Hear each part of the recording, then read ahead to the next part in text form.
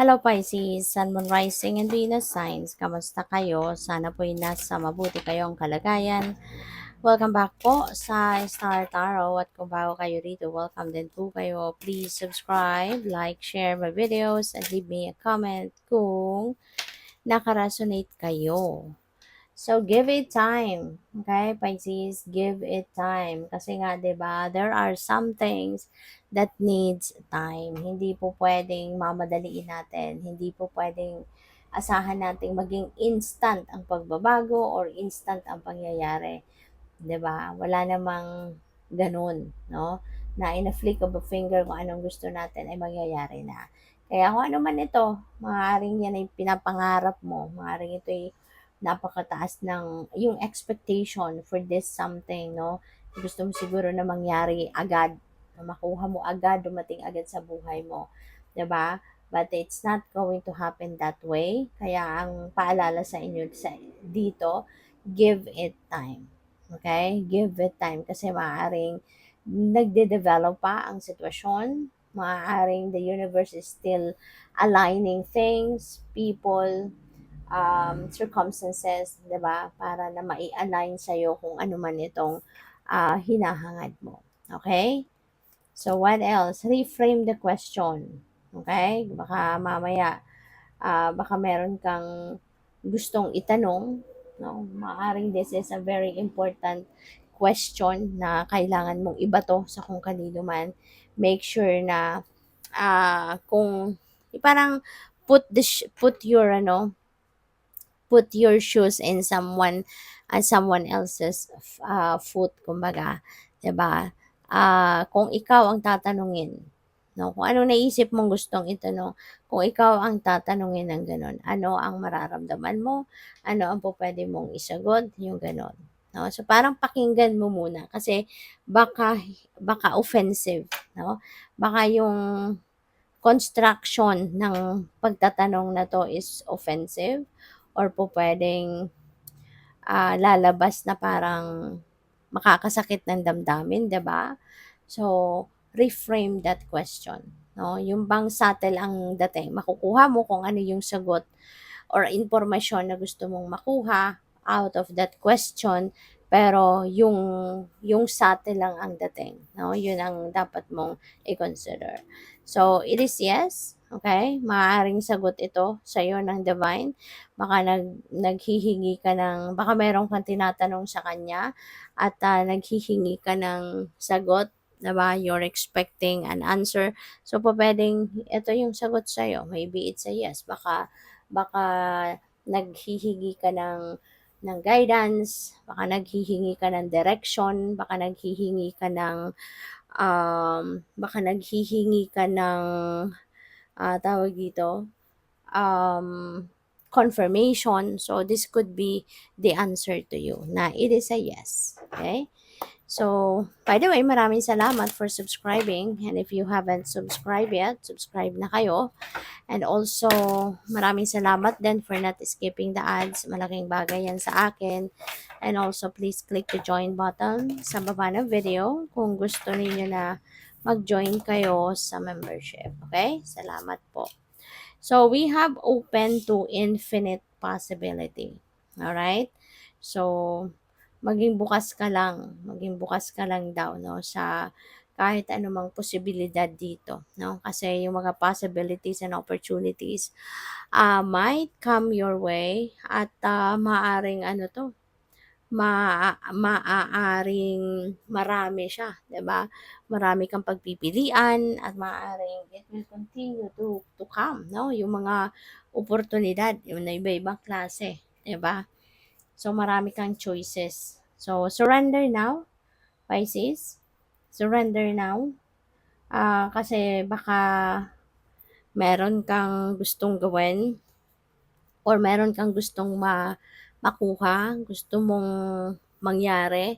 And despite everything, no, na lahat ng effort na ginagawa mo, maaring lahat ng steps na ginawa mo na, 'di ba?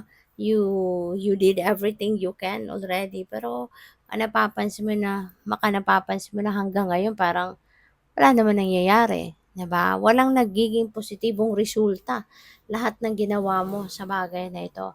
So, isn't it a sign na, 'di ba? Hindi mo ba napapansin or naiisip na maaring sign na 'yan para sa'yo na it's about time na to redirect your attention, to redirect your energy into something else.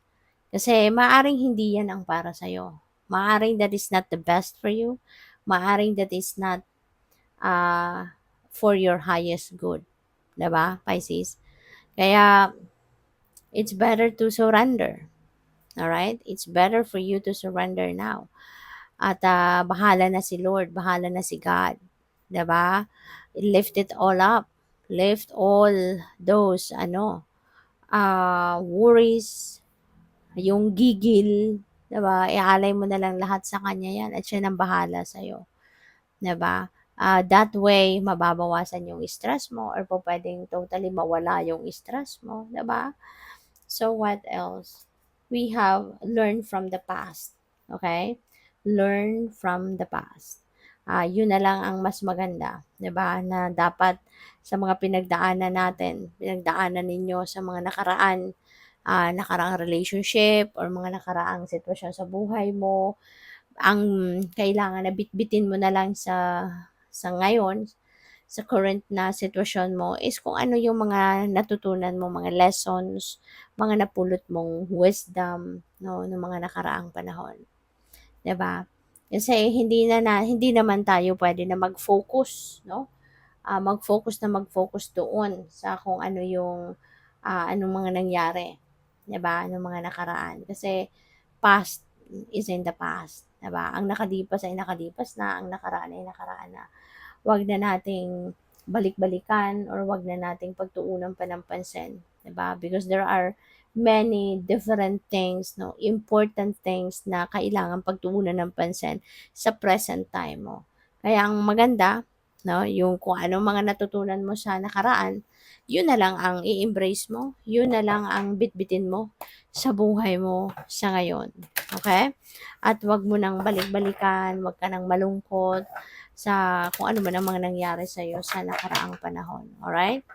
So, by the way, tignan natin ngayon kung ano pa ang mga messages ninyo. So, we have King of Earth. Wow, Pisces. Ang swerte mo pagdating sa pera. This is really beautiful. Pagdating sa finances, pagdating sa business, sa trabaho. Kasi po pwedeng meron kang ngayon, meron kang siguro malagong negosyo or maaaring yung trabaho mo nandoon ka na sa tugatog ng tagumpay, maaaring you are already on top of the tier, 'di ba? Maaaring big boss ka na or pupuwedeng CEO ka na, yung gano'n. So, this is success, 'no? Maaaring ikaw ay very successful na sa buhay. So, what else? We have Queen of Water and there could be someone, a woman, a powerful woman behind you, 'no? Maaaring, yung success mo na 'to ay dahil din dito sa babaeng ito, na you have this person na laging nagpapalakas ng loob mo, laging dinadamayan ka sa lahat, whether it is masayang pangyayari sa buhay mo, nandiya-diyan siya, she's celebrating with you. Kung malungkot ka, kung may problema ka, maaaring nandiya-diyan siya para palakasin ang loob mo, para i-encourage ka. So, very supportive yung taong ito sa'yo, 'no? So, kung sino man ito, kayo na lang tayo nakakaalam kung sino 'yan, laging yung babaeng laging nandiya-diyan sa tabi mo. So, we have the Emperor, ayan. So, talagang napaka-successful na siguro sa ngayon, Pisces, or kung hindi pa man, baka papunta ka na. Maybe you are working on it. Kumbaga, on the way ka na sa pagtatagumpay, no? Si Emperor kasi, very successful din ito na tao katulad ni King of Earth. 'Di ba? Nasa trono siya, ibig sabihin nasa seat of power, meron siyang kapangyarihan sa ngayon, 'di ba? Maaring isa siyang politiko, very successful na negosyante, pwedeng gano'n, ano? Puwedeng, um, puwedeng promotion ito para sa iba sa inyo into a leadership role, puwedeng gano'n din ang ganap dito for some of you. But this is someone na merong authority, you know? Kaya pupuwedeng ikaw ito, pupuwedeng mauupo ka na sa trono na katulad ng kay Emperor, no? And you are becoming a leader, you're becoming a boss, 'di ba? Manager, supervisor, CEO, mga ganon, no? Consultant. Kaya good for you. So, good luck sa'yo. Thank you for watching. Love and light. Namaste.